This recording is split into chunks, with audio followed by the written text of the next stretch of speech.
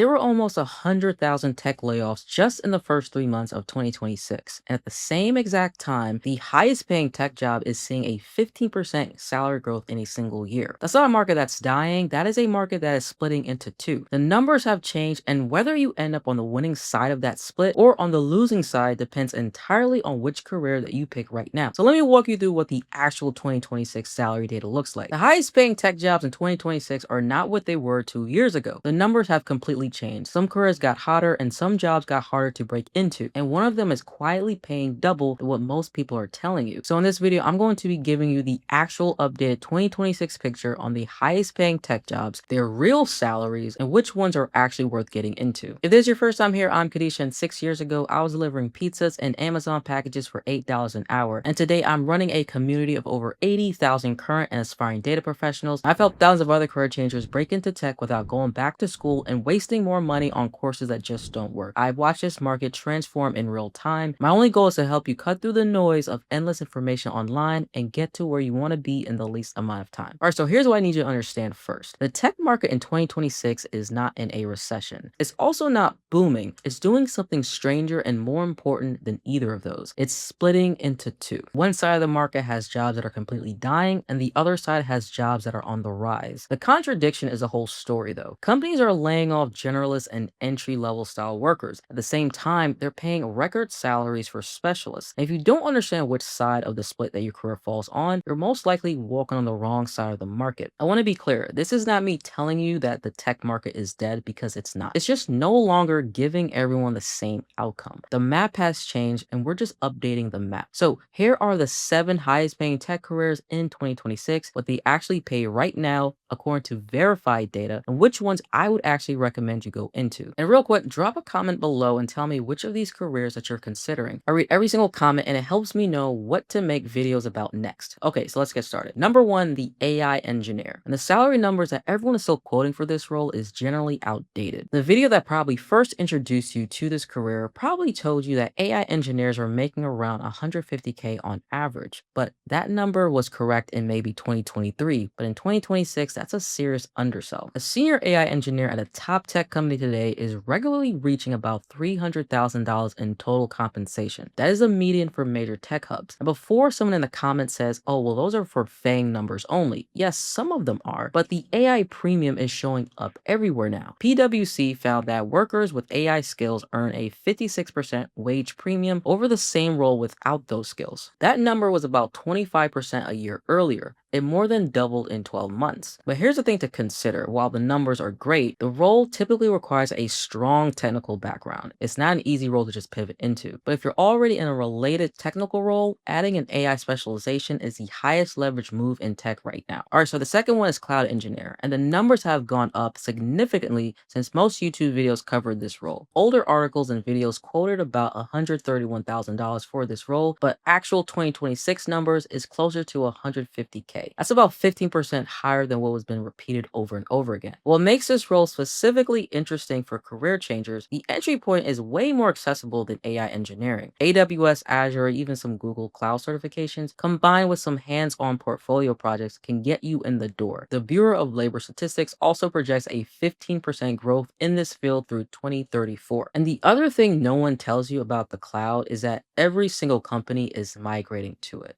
Every single one, especially with all the AI adoption. The more companies adopt and integrate AI in their systems, the more cloud reliance they're going to need. Whether it's in healthcare, finance, government, retail, there is no industry that is not hiring cloud people right now. And that is why the salary just keeps going up, especially with AI. All right, so number 3 is cybersecurity. And this is a role where the gap between what people are saying online and what's actually happening in the market is the widest by far. While the AI engineer has seen about a 4% salary growth rate, cybersecurity has seen a 15% salary growth in the past recent years, while the rest of tech as a whole has seen a 1.6% growth. So that's just not a normal spread. That is a market that can't find enough qualified people. 700,000 unfilled jobs right now. So that's an actual gap. If you you imagine all the cybersecurity hacks that's happening at small companies, big multi-billion dollar companies, cybersecurity will always be in demand. If you want to learn how to defend networks, identify threats, and pass certifications to get these jobs, cybersecurity could be a good place for you. Now, speaking of certifications, unlike roles like data analytics or data science, in cybersecurity, certifications matter a whole lot more. So think CompTIA, Security Plus, CISSP. These all matter a lot when it comes down to breaking into cybersecurity. But unlike a 4-year degree, you can get these foundational certs in several months. The trade is real, but it's a structured trade with a clear path. Okay, so number 4 is going to be data scientist. And here's where I have to give some real honesty. The salary numbers for data scientists have gone up. Mid-level positions sit around 138 to even 175K right now. The role is still highly paid. The catch 22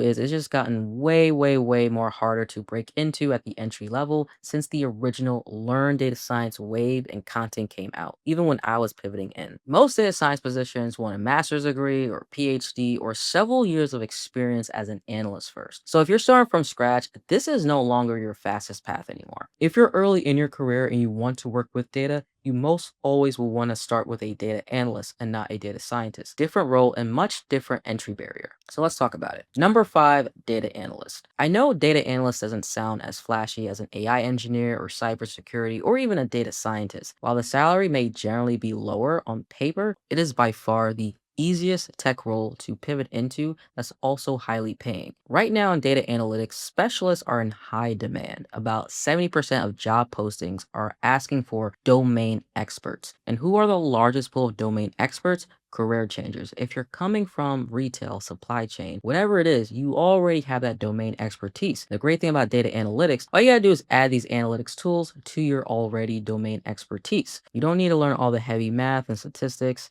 and machine learning that, say, a data scientist also need to know. Really, the only math that you need are descriptive statistics and some inferential statistics. So again, it is the most accessible, high-paying tech role for anyone with no technical background. Depending on the experience that you're bringing to the table, you can actually break into a 6-figure analyst role within 6 months. No need to go back to get another degree, and no need to collect all the certifications that you would need to if you want to get into cybersecurity. And unlike data scientist roles that want the master's degree and the PhDs, for data analysts, you really don't need any of that stuff. A bachelor degree is pretty much all that you need, if that. I have a whole community of people coming from trucking, teaching, HR, and even healthcare, and they have made this transition themselves. They already had the expertise, they just needed to add data analyst tools on top of it. And if data analytics piques your interest and you want to work with someone to get your first role, click the link in the description and we can talk more. All right, back to the list. So number 6 is software engineer. And this is where the split I mentioned at the start of the video starts showing up the most clearly. Software engineers are responsible for designing and developing and maintaining software systems. You have to be proficient in a bunch of programming tools and problem solving and critical thinking. Now, if you look at the internet, you would think that AI is taking up all the software engineering jobs, but here's what no one's telling you.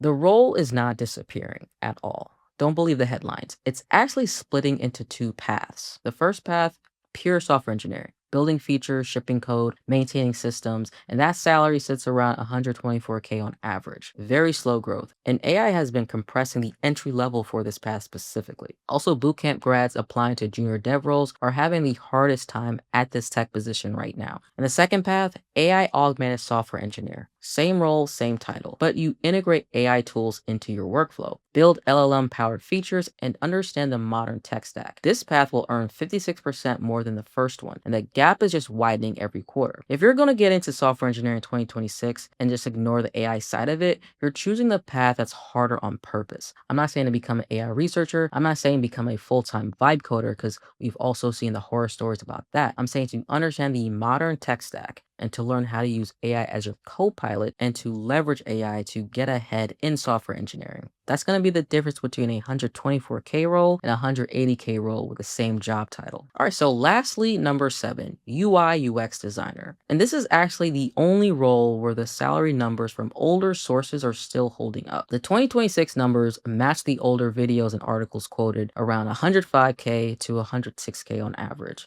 But there's a context shift that you need to know about.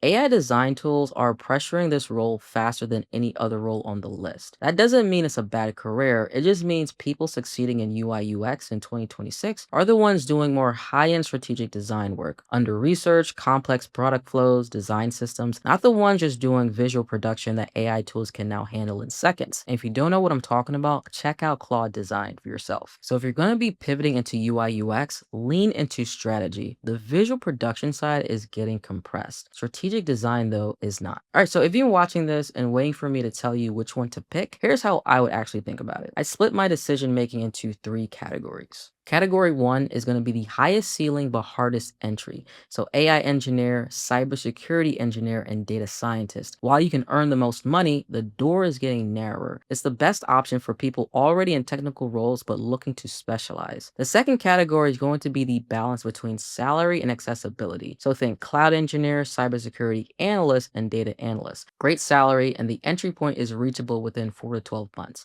And the demand is not going anywhere. This is where most career changers should be looking. And then category three. Now, let's be honest about what's happening. Software engineering, UI, UX design are still real careers. They just require AI specialization to stay competitive. If you're going to go into these, plan for that from day one. The biggest mistake I see people are making in 2026 is picking a career based on the salary numbers of 2023, whether even checking if that figure still holds up today. The market has changed and the strategy has to change with it. So let me know in the comments, which of these careers actually piqued your interest the most? If data analytics piqued your interest and you want to know an exact step-by-step roadmap to land your first role in data analytics, click this next video and I show you everything step by step.